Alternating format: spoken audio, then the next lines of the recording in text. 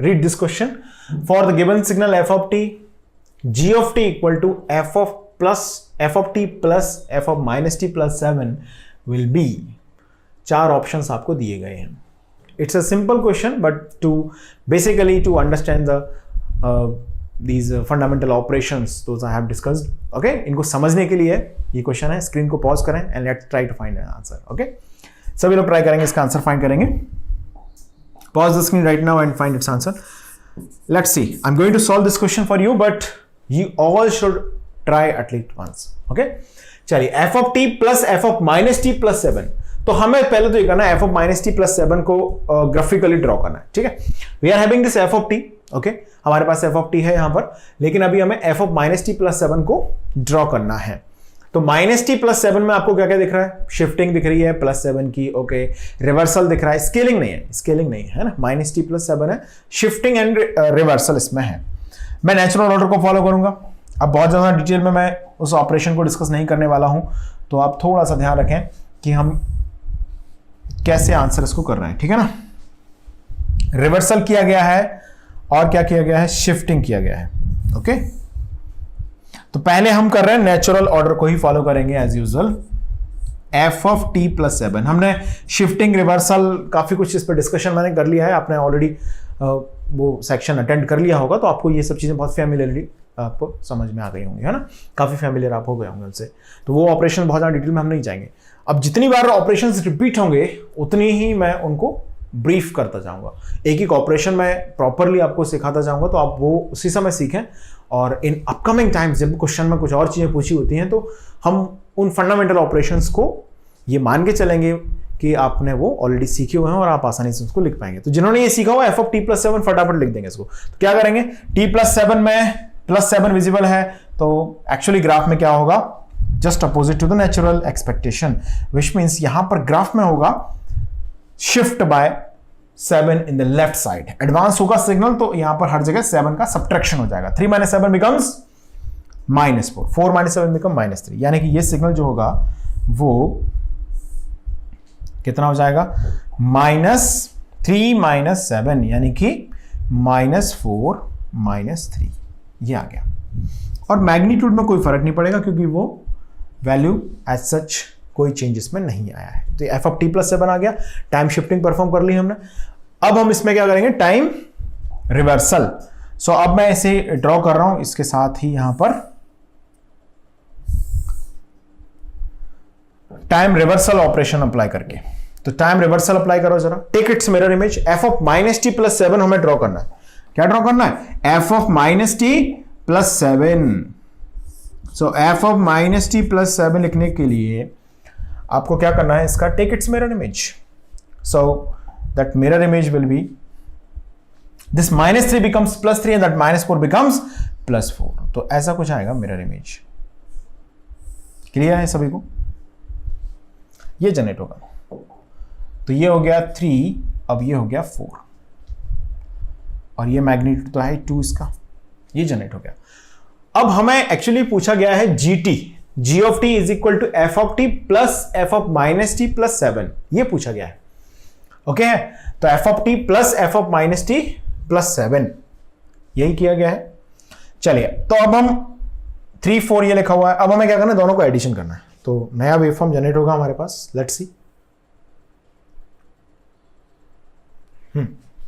चलिए, अब next waveform draw कर रहे हैं हम लोग, which is addition, which is g of t. Actually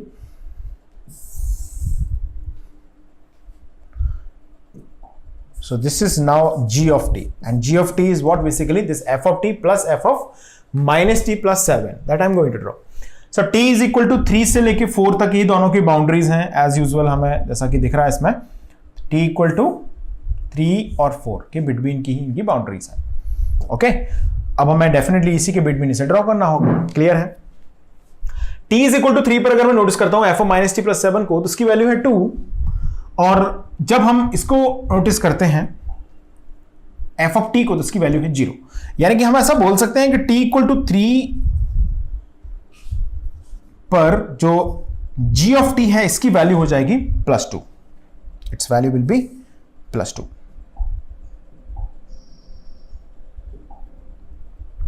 like this, its value will be +2 and t is equal to 4 पर अगर हम नोटिस करते हैं तो t इज इक्वल टू 4 पर इसकी वैल्यू कितनी है, f ऑफ t की +2 है, f ऑफ -t + 7 की कितनी है 0, यानी कि यहां पर भी इसकी वैल्यू कितनी होगी +2। ओके, इतनी बात तो क्लियर हो गई। अब इसके ऑनवर्ड्स जैसे 4 के आगे अगर हम नोटिस करें इसको, तो 4 के आगे दोनों की वैल्यू 0 0 है, तो फंक्शन की वैल्यू भी क्या हो जाएगी एज यूजुअल 0 0। इसके पहले दोनों की वैल्यू कितनी है 0 0, तो इसकी वैल्यू हो जाएगी 0 0।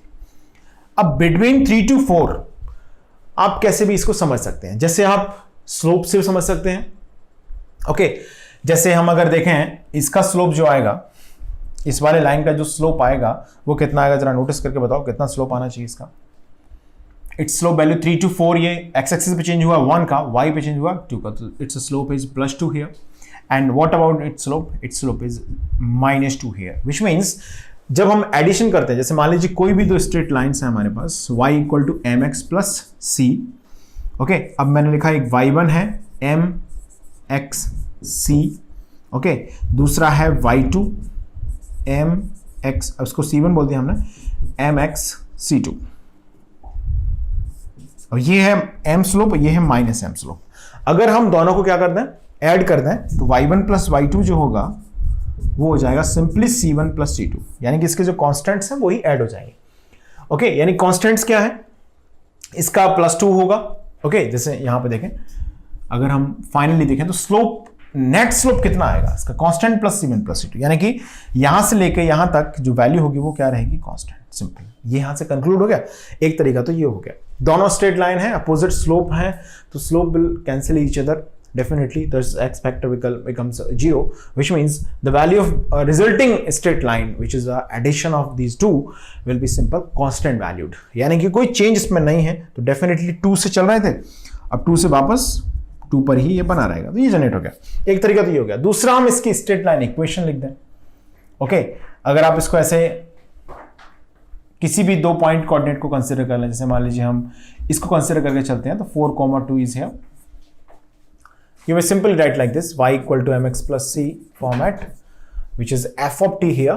Okay, f of t = m is a slope, which is 2t plus constant.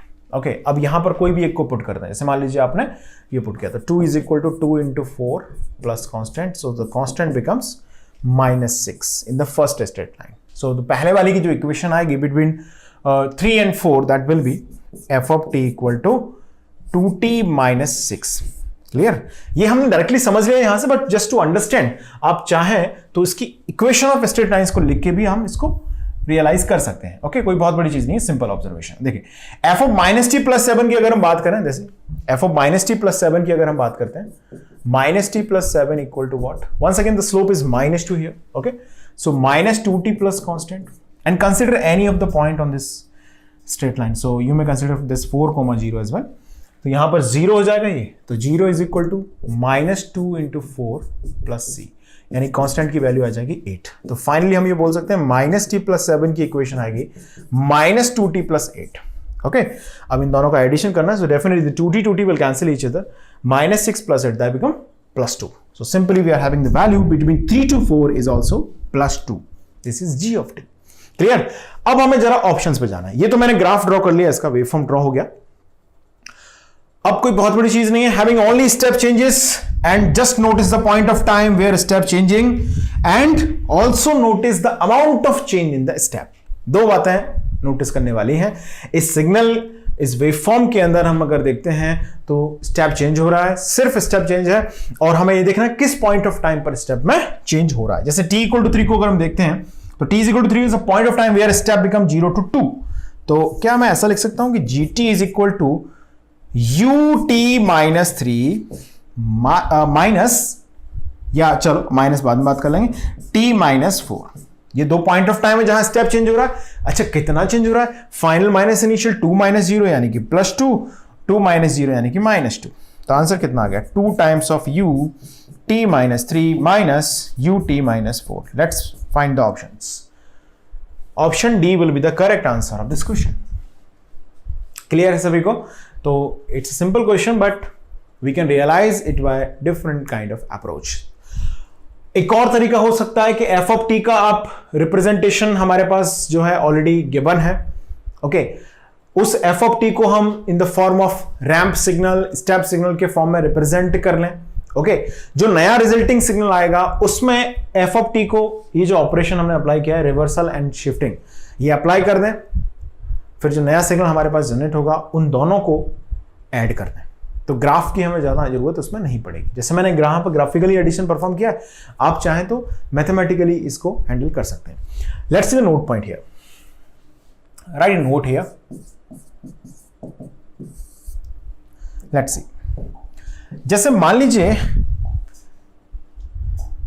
एक रेक्टेंगुलर पल्स मैंने कंसीडर की,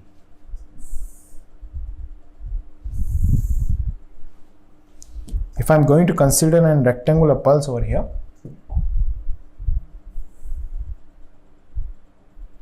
this is,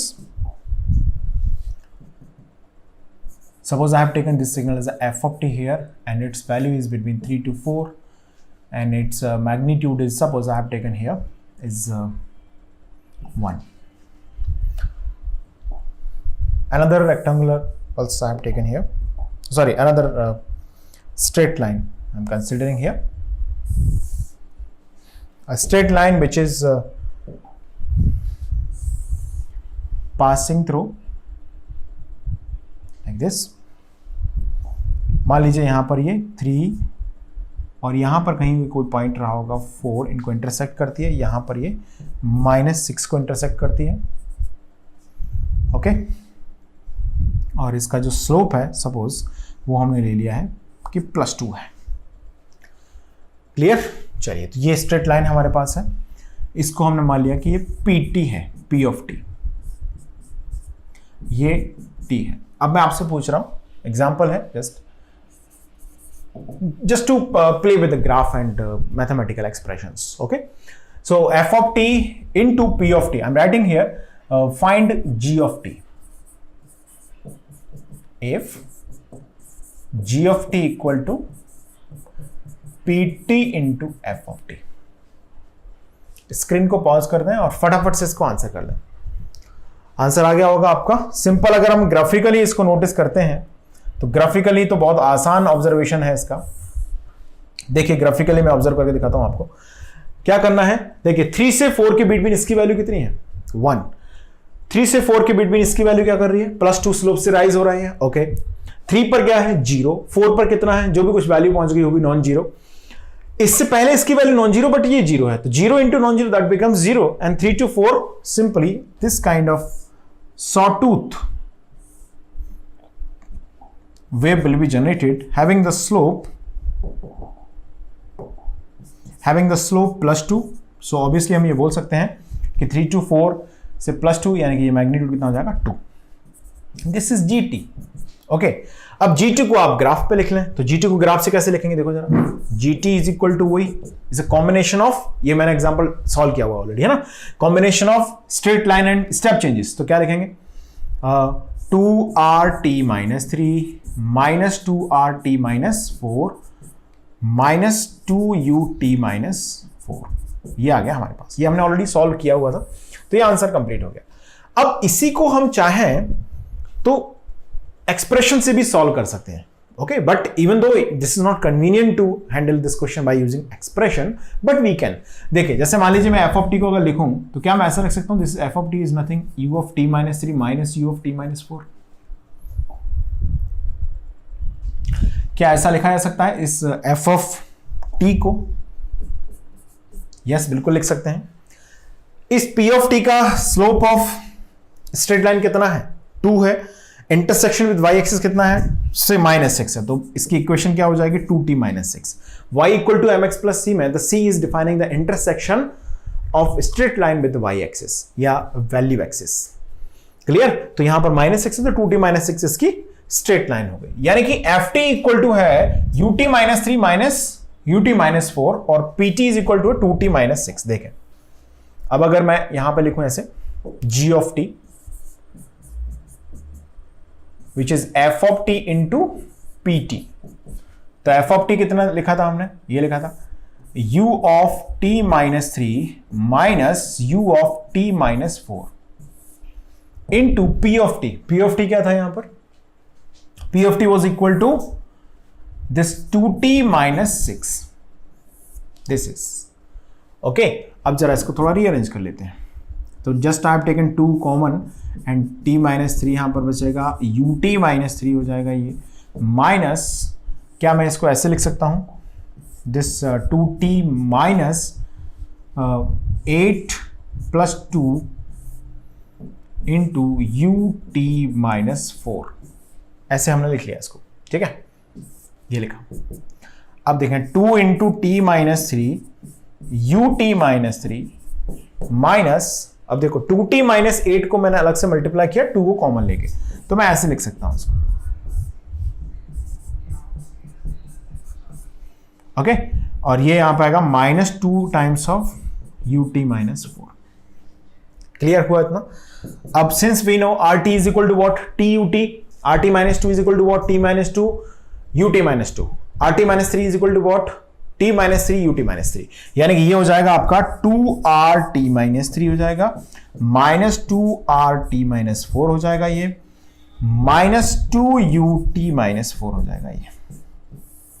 this is the representation. Okay, जो हमने ऑलरेडी कंक्लूड कर लिया है, that we have already done here.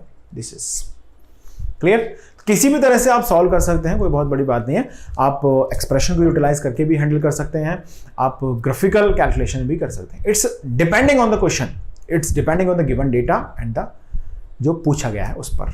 Okay, चलिए आगे बढ़ेंगे.